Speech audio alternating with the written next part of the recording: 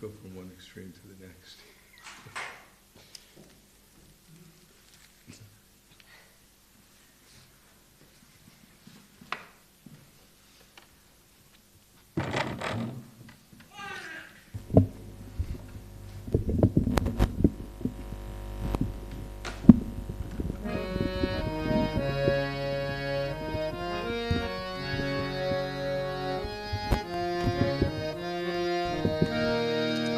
Jaya Radha Madhava Jaya Kunja Bihari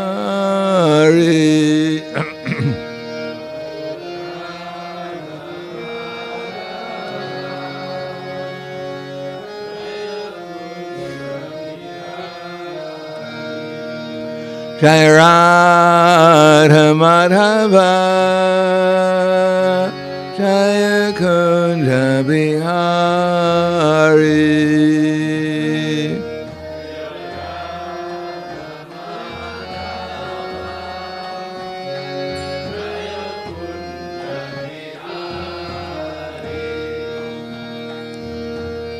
Gopijana Ballabha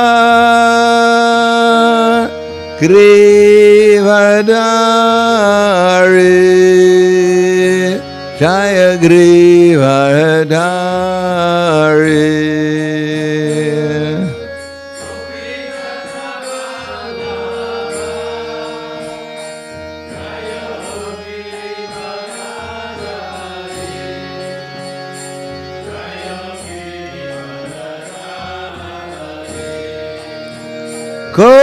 Gopijana Ballabha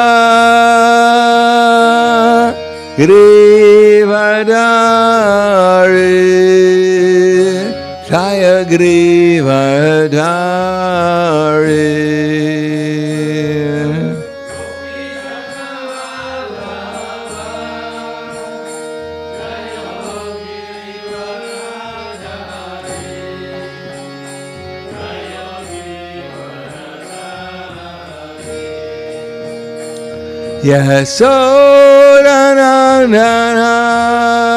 Yasodanandana Raja Janaranjana Jaya Raja Janaranjana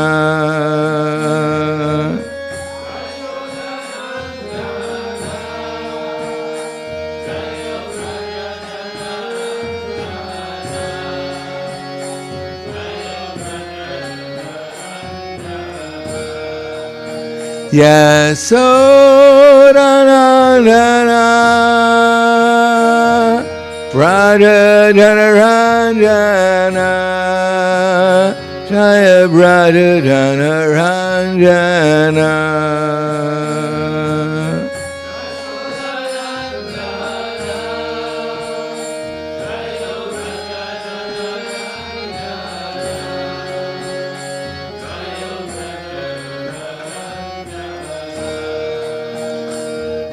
Yamuna Tira Varachari Jaya Kunja Bihari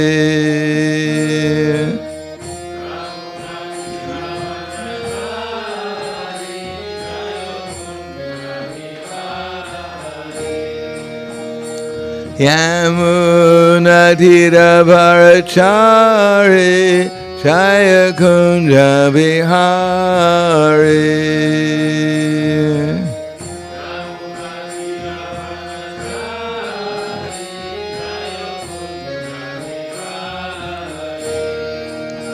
Radha Madhava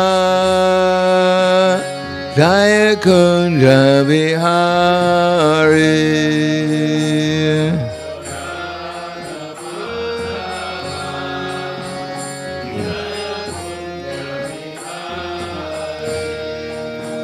Jaya Radha Madhava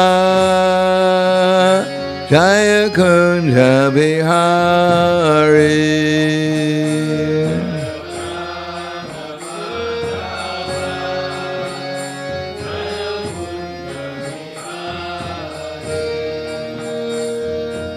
Kopi Jana Ballabha Grivadari Jaya Grivadari.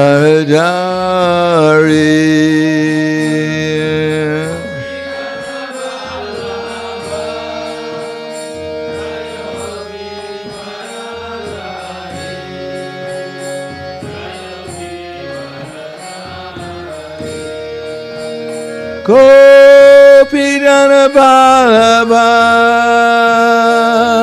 Grivadari Jaya Grivadari.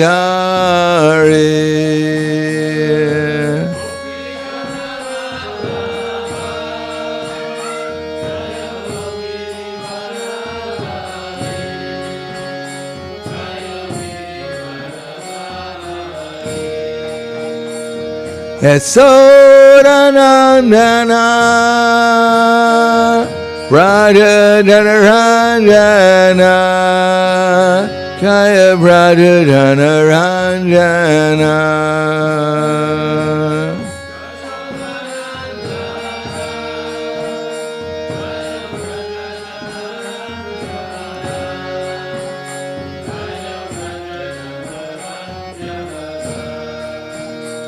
Yasodanandana Raja Janaranjana Jaya Raja Janaranjana.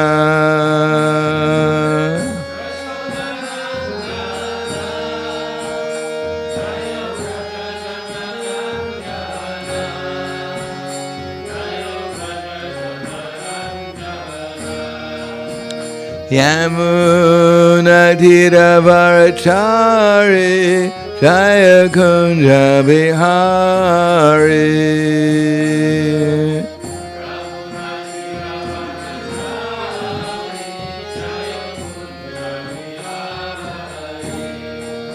Yamuna Tiravarachari Jaya Kunja Bihari.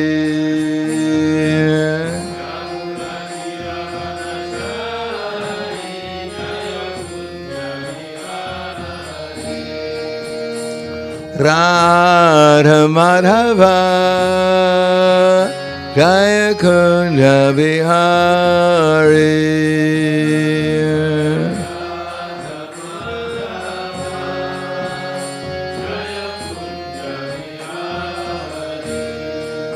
Jaya Radha Madhava Jaya Kunja Bihari.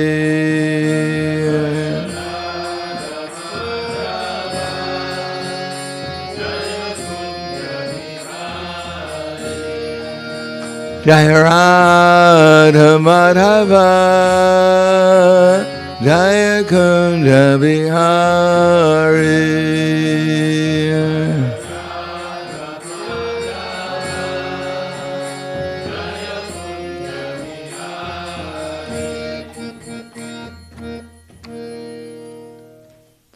Jayam Vishupad Paramahansa Prabhadakacharya Asadhara Sadushi Shiman. His Divine Grace Shalasi Bhaktivedanta Smaraj Srila Prabhupada Ki Jai. Gaur Premanande Haribol Slava Zarani Bhaktam Slava Shri Guru Shri Gurangi Namo Vishnu Vadaya Krishna Prasthaya Bhute Srimati Bhaktivedanta Swami Tinamane Namaste Saraswatam Deve Gauravani Vicharane Nirvishesha Shinivadi Paskadyade Siddharne. Om Agyanativinandasya Gyananjana Salakaya Chaksur Militam Yena Tasmai Shri Gurave Namaha Shri Chaitanya Manobhishtam Stapitam Yena Bhutale Swayam Rupa Kadamahayam Dadati Swapadantikam Vandeham Shri Guru Shri Yutabara Kamalam Shri Gurum Vaishnavam Scha Shri Rupam Sagrajatam Sahagana Raganatam Vitam Tam Sajivam Sadvaitam Savadutam Vrijana Saitam Krishna Chaitanya Devam Shri Radha Krishna Padan Sahagana Lalita Shri Visakans Vitamscha Hey Krishna Karna Sindho Dinabando Dagapate Gopesha Gopika Kanta Radha Kanta Namostute Tapta Kanshina Gaurangi Radhe Vrindavaneshwari Prishubhanu Sutadevi Pranamami Hari Priye Vanchakapa Tribhyascha Kripa Sindhubhyevacha Patiranam Pavanebhyo Vaishnavebhyo Namo Namaha Shri Krishna Chaitanya Pranityananda Shri Advaita Gadadhar Shivasati Gaur Bhaktivinoda Hare Krishna Krishna Krishna Hare Hare Hare Rama Rama Rama Hare Hare Om Namo Bhagavate Vasudevaya Om Namo Bhagavate Vasudevaya Om Namo Bhagavate Vasudevaya. Srimad Bhagavatam, Canto 10, Chapter 2, Prayers for the Demigods, text number 28. Tvam eka evasya satak prasutis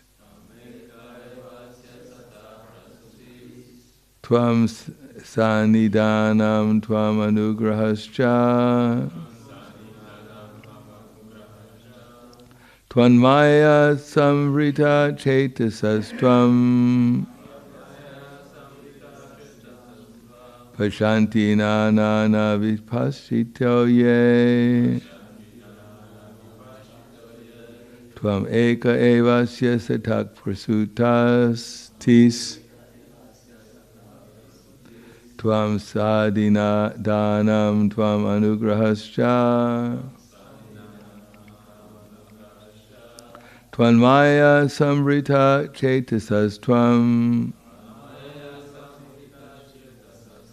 Pashanti nana vipassito ye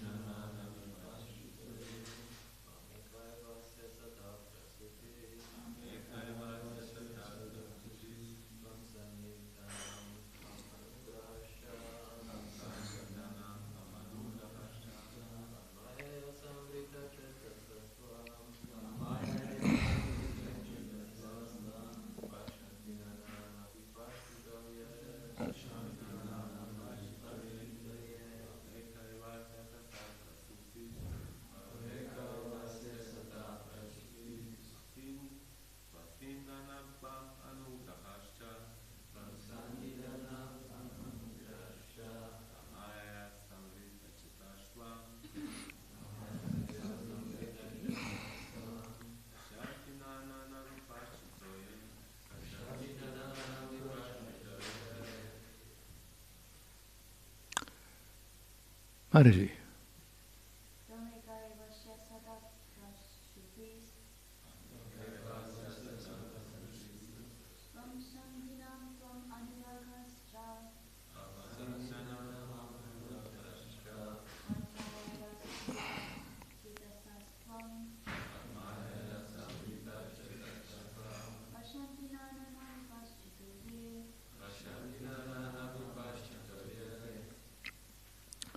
Tvam, O Lord, you, O Lord,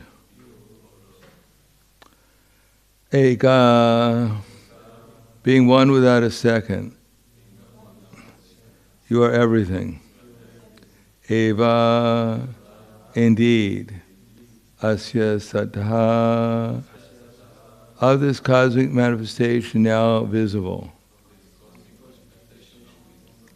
Prasuti, the original source. Tvam, your lordship. Sanidhanam, the conservation of all energy, when everything is annihilated. Tvam, your lordship. Anugrahacha, the maintainer. Tat maya, by your illusory external energy. Samrita chetasaha, those whose intelligence is covered by such illusory energy.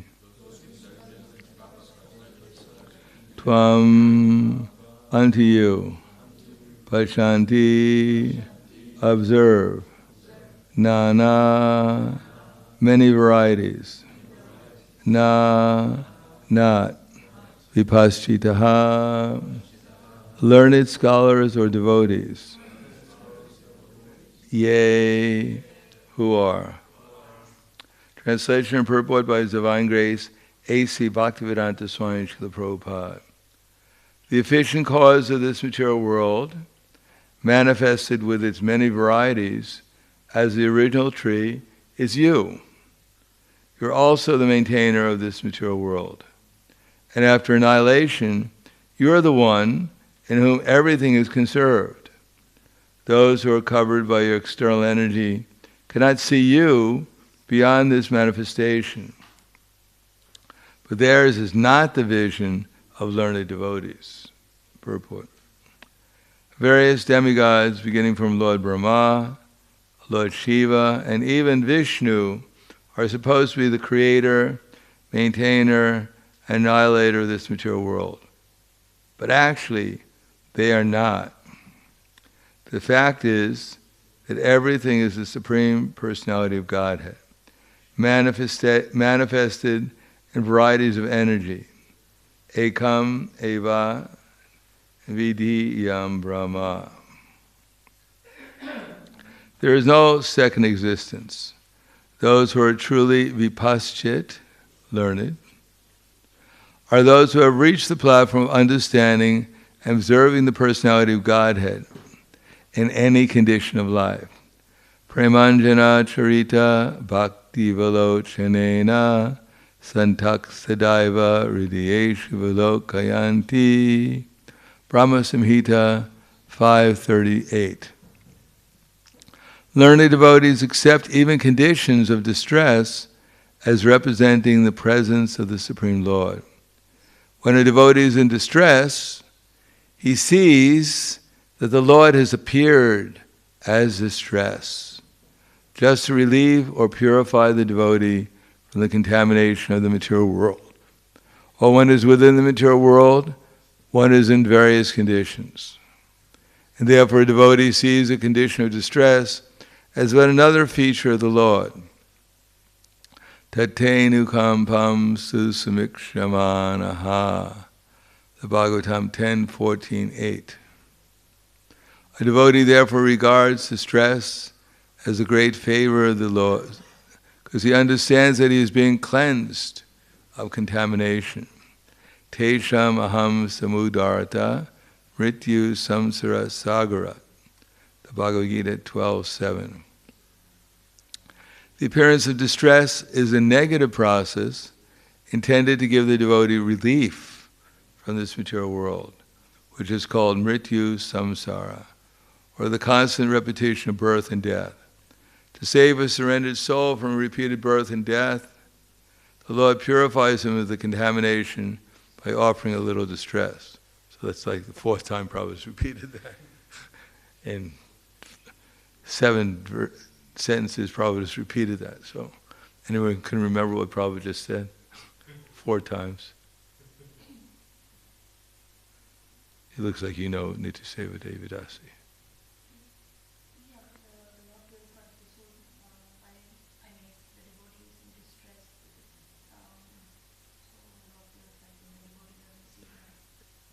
Because the devotee is in distress, he purifies him. Is that what it said?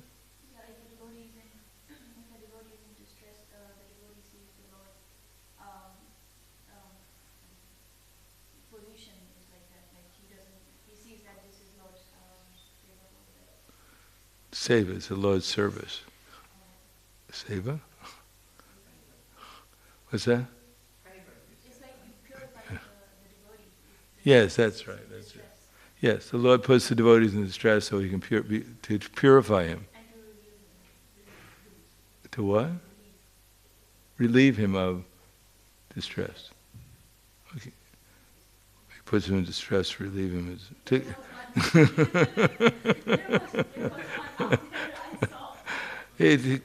relieve, which is ultimately relieving one of distress, but because the contamination is where our stress comes from, klesha agni. Well, after 4 times at least we got something. We got it. It's good. So maybe probably mention it 4 more times, just in case we forget. The appearance of distress is a negative process intended to give the devotees relief from this material world, which is called mrityu samsara, or the constant repetition of birth and death. To save a surrendered soul from repeated birth and death, the Lord purifies him of contamination by offering him a little distress. So if anyone complains, then go to the Lord and tell him, I don't want to be relieved from the birth and death. I want to stay here forever. Stop this distress. Stop trying to purify me. This cannot be understood by a non-devotee. But a devotee who can see this, because he is vipaschit, or learned. So when we hear the word devotee, do we automatically assume we're devotees? And that we're learned? And that we see all this? Well, yes and no, because to some extent we will be able to see it, and to some extent we're aspiring to become devotees. If we're devotees, our hearts would be just filled with love for Krishna and everyone. That's real devotion. Right now, if I look at my heart, it's not exactly overflowing with love and compassion and everything else. I'm just lucky it's still beating. What to speak of being overflowed with love and devotion. A non-devotee is perturbed in distress. A devotee welcomes distress as another feature of the Lord.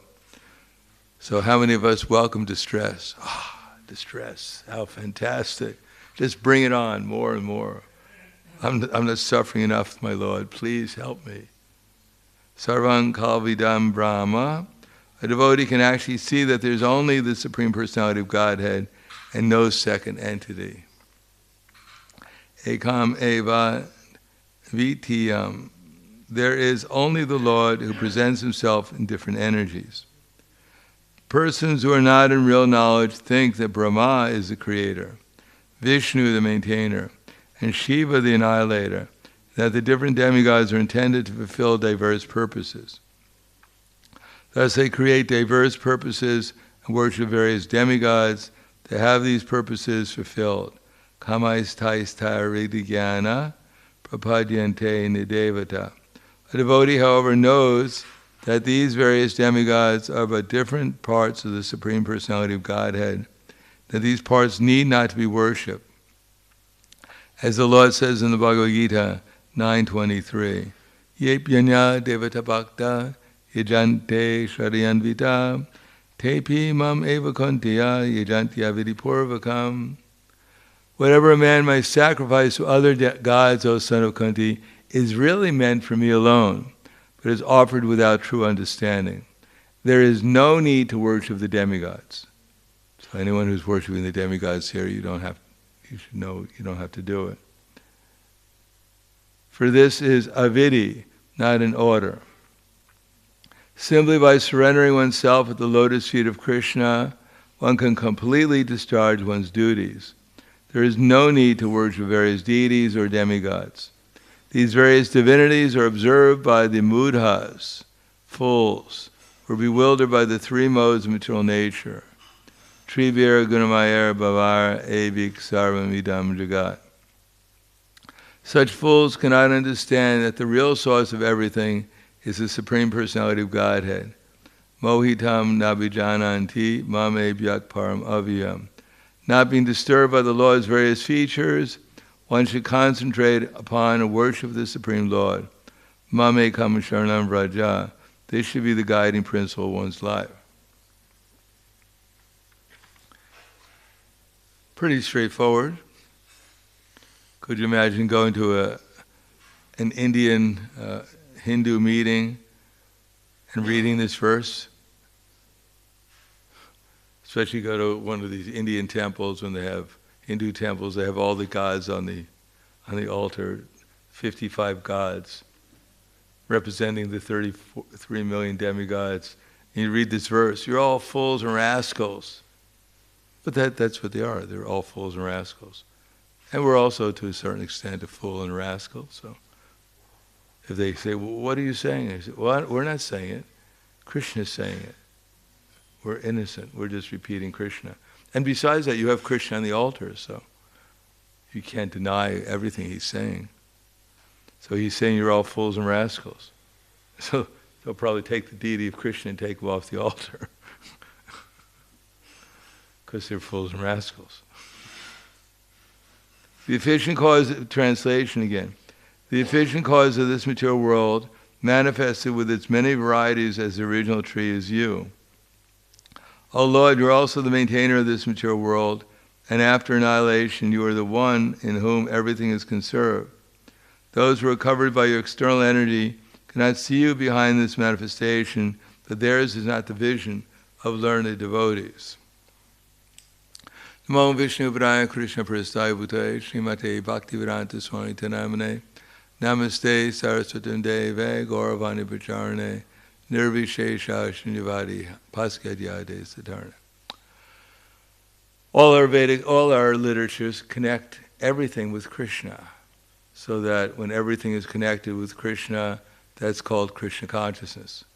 Sarvabhutastam Sarvabhutani Chatmani Ikshate Yoga Yuktatma Sarvatra Samadarshanaha Yomam Pashyati Sarvatra Sarvam Chamami Pashyati Tasyaham na pranashami na chamena pranashyati.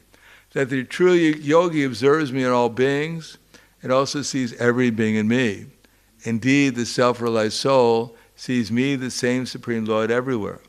And for one who sees me everywhere and sees everything in me, I am never lost to him, nor is he ever lost to me.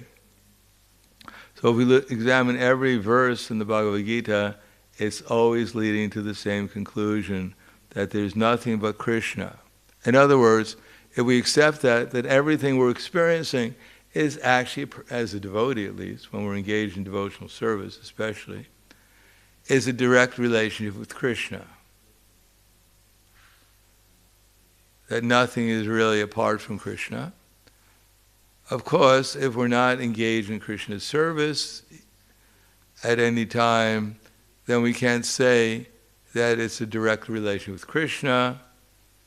It means that we're experiencing the reactions for our previous sinful activities.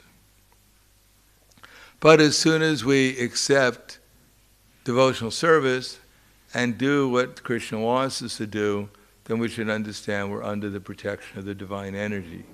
And even though that divine energy may sometimes present itself in a disturbing way, then still it's Krishna's mercy upon us to purify us. Because if we did the wrong thing, like Ravana wanted to build a staircase to heaven, and everyone who's impious and sinful, they would take that staircase and go to heaven, and everyone who's pious, they'd go to hell. He wanted to disturb the world order, the universal order, because he was a demon. But it didn't happen like that. So the point is that Dukeshu vamanagmanak sukeshu vigatas priha vita raga vaya kroda stita dhiramuni uchate. So there's always an order of what Krishna says in Bhagavad Gita, and that understanding the order is very helpful. Because Arjuna was asking him, what is the symptom of a person who's self-realized? So Krishna takes it step by step. Arjuna was actually asking, how does he sit, and how does he walk, and how does he talk, and what is his language? Of course he speaks Hindi or Sanskrit, but that's another thing. So Krishna was asking, what is the symptoms? Arjuna was asking. So Krishna didn't say, well, he's sick, he sits with his back straight, he talks Sanskrit, he dresses in saffron. Krishna didn't say that. He says, Prajahati yada kaman sarvan parthamanogatan atmani vatmanap tushta stita pragyasta tochite. That Prajahati, one who gives up all desires born of mental concoction, and his mind finds satisfaction in the self alone, he's said to be situated in perfect knowledge. So what is our real problem? Our real problem is that we're following desires which are born of mental concoction. What does mental concoction mean? That we're doing something which Krishna doesn't want us to do, and it's not authorized. And what does it mean? If we don't think Krishna is appointed me to discharge this particular duty. It means, number one, we haven't really accepted everything here belongs to Krishna, that it's all Krishna's energy. And therefore we think some of this energy can be utilized for my happiness, for my service. And if we do accept that everything belongs to Krishna, the symptom is we inquire from Guru, from Sadhu, from Shastra, confirmed by the super soul in the heart, what does Krishna want me to do right now, right at this moment? And if we humbly, seriously inquire, then it becomes clear what Krishna wants us to do. And if we don't know what to do, then we should write down everything that we think we should be doing, and then examine it and see what order this probably should be done in. If we're actually serious, even right now, to discover what Krishna wants us to do, then Krishna will didami buddhi yogam tam. He'll give us the intelligence what he wants us to do. We just have to become inquisitive, humbly. Not that I know everything, I know exactly what I want to do. It may not be what Krishna wants me to do, but I don't really care what Krishna wants me to do. I want to do what I want to do. And then later on, of course, I'll do the things that Krishna wants me to do. But first, let me clear away all the things I want to do, and then later on I'll do what Krishna wants me to do. First a little bhoga, and then a little prasad. No, if we inquire, then if we don't know, then we write down everything we think Krishna wants us to do, everything we know we have to do, and then inquire for Krishna within the heart, what order do you want me to do it in? It's called using our intelligence. Savasya chaham ridi sanavishto matak smritira jnanam apohanam cha. That we may take credit for our intelligence and our memory, and even the fact that I can forget about all the crazy things I've done in the past. But actually it's all being done by Krishna. He's supplying these things to us according to how we desire and how we deserve. If we desire to please Krishna, then Krishna will provide us a certain type of intelligence. And if we don't want to please Krishna, Krishna will provide us another type of intelligence. But ultimately we're 100%, 24 hours a day, completely dependent upon Krishna for everything. Even to lift my hand up, I'm depending upon Krishna. But I don't give Krishna the credit. And that's the problem. But when I start seeing things in relation to Krishna, then I get closer to Krishna.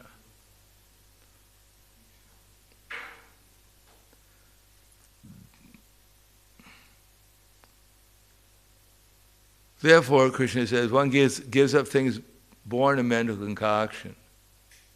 Nothing, well, it may have something to do with Krishna, but it may not be exactly what Krishna wants me to do. So it's there, Krishna will help me, because at least if it's in relation with Krishna, then there will be some help. But it may not be the priority of Krishna. Krishna is very patient. He waits for us to have a sincere desire to actually inquire from him, what would you actually like me to do? What is your priority? That's called sincerity. Now, if we don't write down everything we're supposed to be doing, that we know we're supposed to be doing, then we just, whatever we feel like doing, we'll do that. It's good also, if it's done for Krishna especially. If it's not, then it won't be so helpful. But if it's done for Krishna, that's nice. But we can do a lot of things that don't really help our advancement as much as if we actually do what was important at that time, which was our priority. So, for instance, in Bhagavad Gita, Krishna says he has his priorities when he comes to the material world. Paritranaya sadhunam vinashaya tudiskritam dharma samstapanartaya sambhavam yuge yuge. Krishna actually has a plan when he comes. He doesn't come here and look around and see, what can I do today? What's there to eat? Where's a nice place to sleep? What kind of sports can I play? No, Krishna doesn't do. He has a plan, and he bases his whole schedule around that plan. And of course, Krishna is never disturbed, but even something comes along, he makes it part of his plan, because he sees everything in relation to himself. When Krishna was in Dwaraka, and he was in the assembly, and they're discussing with King Ugrasena and the other Yadavas what they should do today. So then Narada Muni comes, the doorkeeper introduces Narada Muni, Krishna puts him on the seat, and then the Narada Muni says, Krishna says, what's going on? You've been all over the universe lately. You go everywhere. What's the news? So he says, Yudhisthira Maharaj is going to do a Rajasuya sacrifice. As Mother Devaki said, Krishna doesn't need the internet. The internet comes to him. He knows, he gets the information direct from the source, eyewitness reports. So Narada Muni says he's going to do the Rajasuya, and he'd like you to come, because he's going to proclaim that you're the Supreme Personality of Godhead to everyone. And especially people are fearful because they're afraid if they become a devotee of Krishna, Krishna yasyanu karishe tadanai shanai. He's going to take everything away, and this is people's greatest fear. I'm going to go to Krishna, and instead of Krishna giving me everything I asked for, he's going to take everything away. He's a greedy fellow. Although he owns everything, he also wants what I have. But I'm going to prove that if you become an actual, sincere devotee of Krishna, Krishna will give you everything you want, everything more than you can hope for. So he said, that seems like a good idea. And then suddenly someone else at the door, I forget the order, maybe the first one was the representatives of the kings who were imprisoned by Jarasandha. And he comes in and says, my dear Lord, Jarasandha is harassing your devotees. We'd like you to come and save them. Jarasandha is a demon. So Krishna checks Bhagavad Gita and says, these are part of my purposes. I'm supposed to protect the devotees, annihilate the miscreants. Check. That's what I'll do today. That's what we'll do. Because he asks Uddhava, who checks with the Bhagavad Gita also, Krishna, you're here to protect the pious, annihilate the miscreants, and establish religious principles. Sure, these two things are part of your purposes, so you can do them. So that's what we have to check with. If what we're doing is in relation to Krishna, then it's devotional service. If it's part of Krishna's purposes. And the further away is from Krishna's purposes, like I just have to go and see this movie because it's spiritual, Avatar 2. Avatar 2, probably, I haven't seen it, but it's probably not part of Krishna's purposes. The heroes in all these movies don't annihilate the demons. They're made by demons. They don't protect the pious. They're meant to deviate the pious. And they don't establish religious principles. So they're so far removed from anything spiritual, we can't check it off. Yes, it's part of Krishna's purpose. That's what we should do. But it is part of Krishna's purpose. Then the result is that will naturally, if we do it to please Krishna, this activity, then we'll think about Krishna. We'll see it in relationship to Krishna. Otherwise, how is it possible to see things in relationship to Krishna?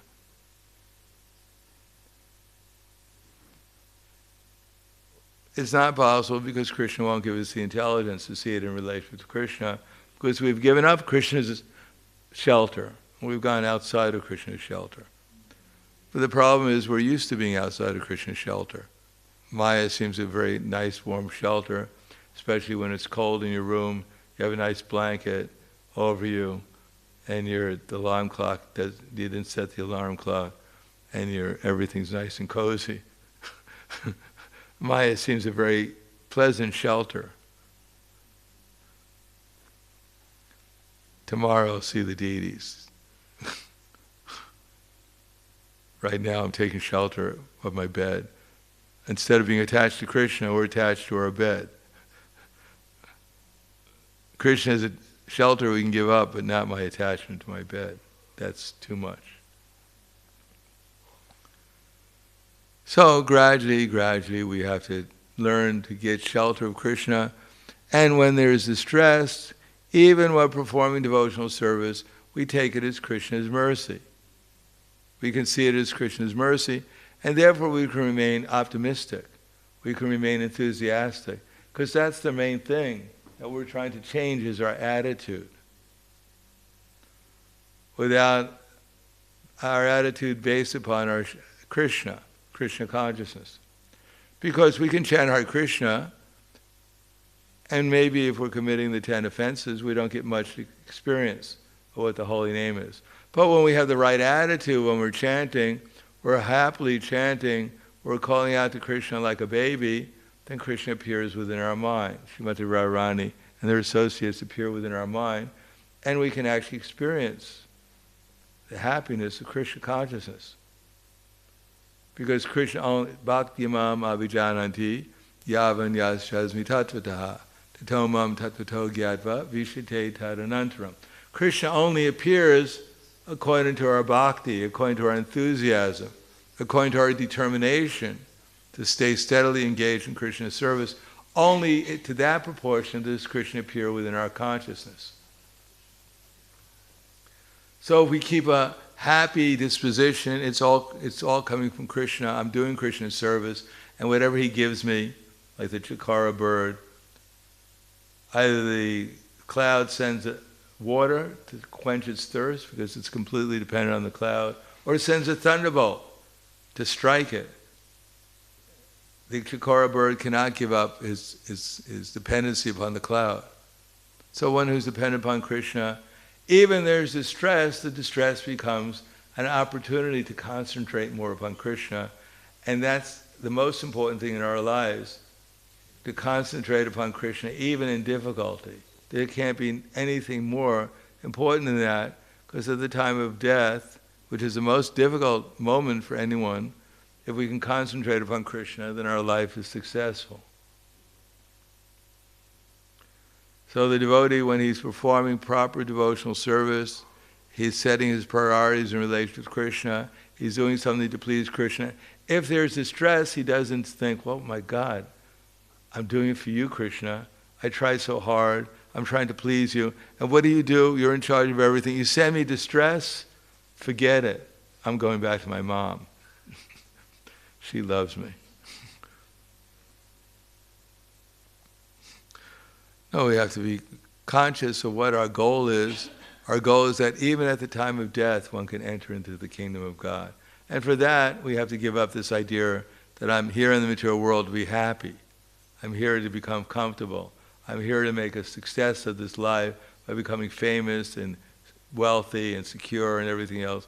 We have to give up that idea and think that actually the goal of my life is to remain Krishna conscious in happiness and in distress. And that's only the beginning. Because then, to go quickly through the verses, then Krishna says, even things are going badly outside, so many things are going on, the whole world is falling apart. We think it's all right. Krishna's arranged it. It's no problem. And even Krishna sends us something that we want or something we don't want. what is that? First word. Kormena virta. No. What's the verse about the tortoise?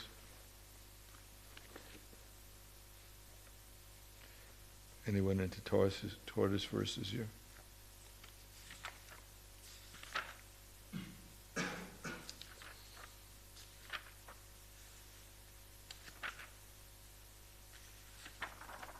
Idhasam harite chanyam karmanga niva sarvasha indriyartebhyas tasya pragya pratishtita. One is able to withdraw his senses from sense objects as the tortoise draws his limbs within the shell, is said to be situated in perfect knowledge. So then if one is undisturbed by material circumstances, one is undisturbed by one's own circumstances, one can at the proper time withdraw the senses within the shell and not become involved in the material world. One only becomes involved in the material world when it's necessary for Krishna's service. And what is the result?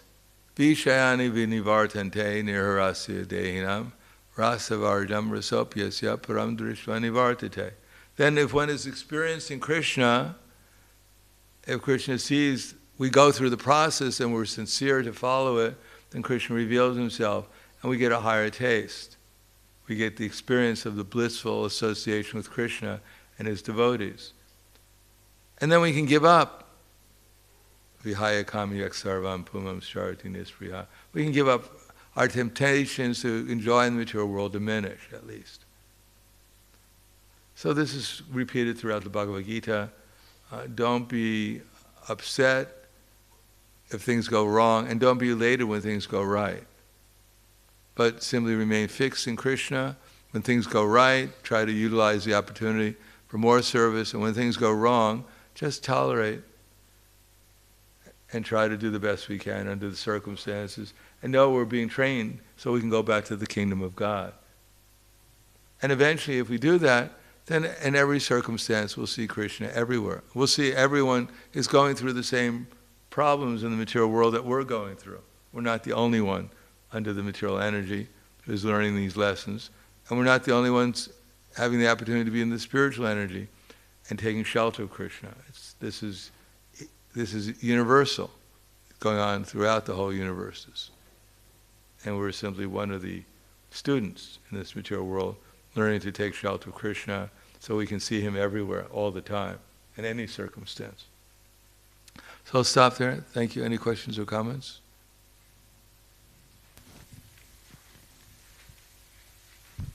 Hare Krishna Maharaj, tell me, does absolutely every distress we get come from Krishna?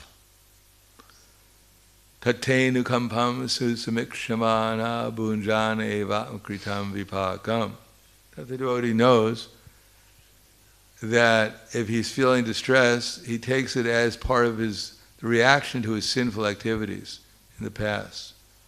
But Krishna is only for the devotee who's engaged in devotional service, Krishna is only giving him a fraction of what he actually deserves, just so he can learn the lesson that the distress is supposed to teach us.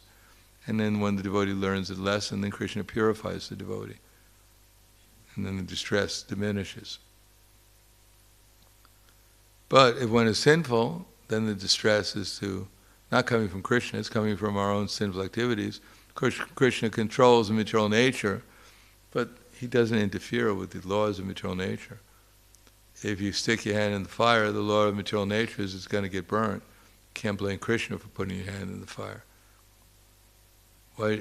I was just walking along, put the hand in the fire. Why did you send the distressed? Krishna said, well, why did you put your hand in the fire? I had nothing else to do, so. Yes.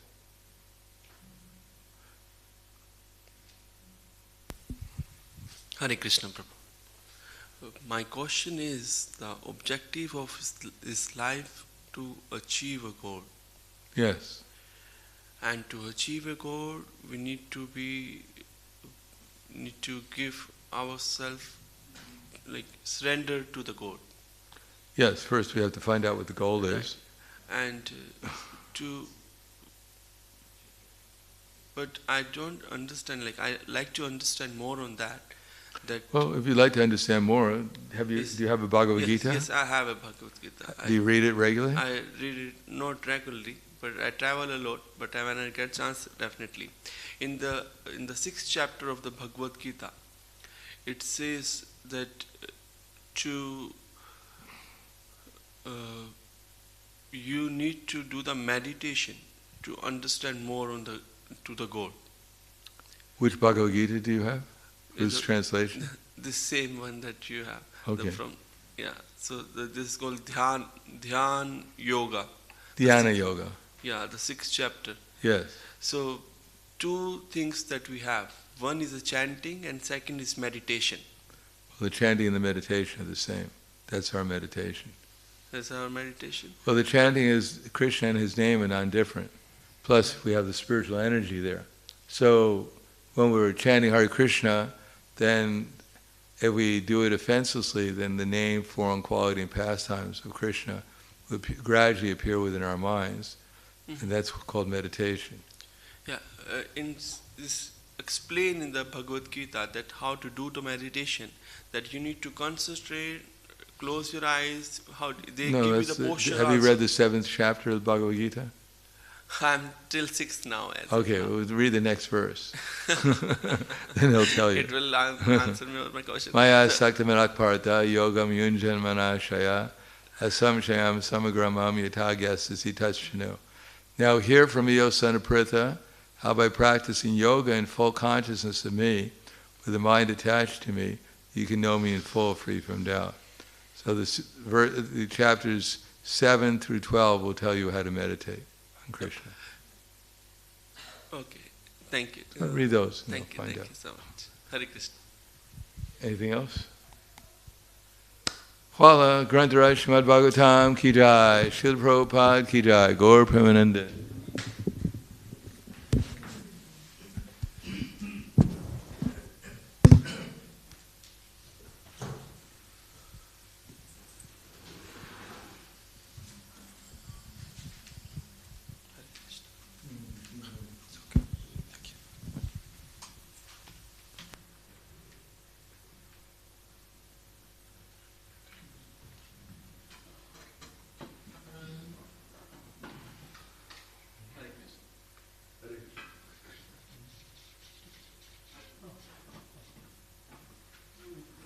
My question is stupid to you. I didn't ask the same question. I didn't know One more thing, that as you said also in this process regarding the 33 million. Yeah. I was reading one of the book and it says that it's not 33 million goats. It's 40. 40 has 2 meanings. It's a 33 40. Well, those are the principles that we got. 33 million principles. 33 koti. Koti has 2 meanings. It's a crore. Crore is also koti. And 10 million. Yeah, crore. And then you have koti is a type 2 in Sanskrit. Yeah. So it's like more or 33 types. But the way is No, there's not 33 million copies. There's 8,400,000 speakers. yeah, I could be wrong, but this I read. So I just